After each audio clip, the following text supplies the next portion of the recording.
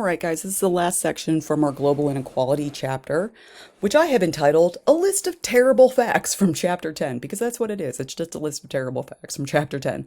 But they're important facts that you need to know. So make sure that you have all of these concepts noted down.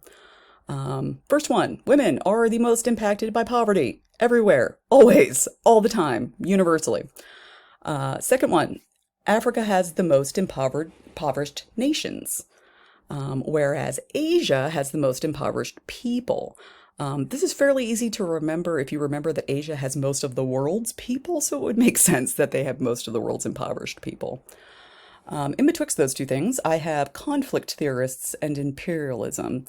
They get a lot of work around imperialism. So in Africa and Asia, the places where European countries have come in and done things to those countries, conflict theory is really helpful for figuring that out because a lot of those laws and things that were set up by those imperial powers are still in effect. They're still there. So that really does allow us to look at a lot of these things very helpfully. So the idea of conflict theorist and imperialism is an important one. Then we have some interesting information here about slavery. So Anti-Slavery International considers the following things to be slavery. So this may be a little different than our definition. Human trafficking, child domestic work and child labor, and certain forms of servile marriage. By servile marriage, they mean where women are literally expected to defer. And very often these people are married very, very young to very, very old people. It's kind of gross.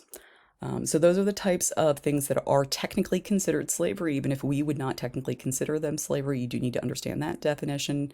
And then the last thing from this chapter, it's so gross, I'm sorry.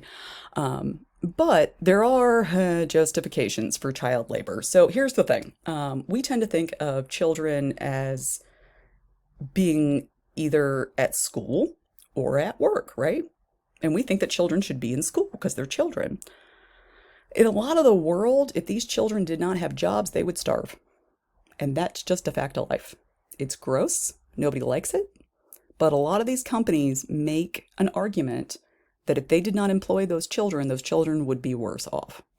So it's important that you understand that there are justifications for child labor, regardless of how you may personally feel on that matter.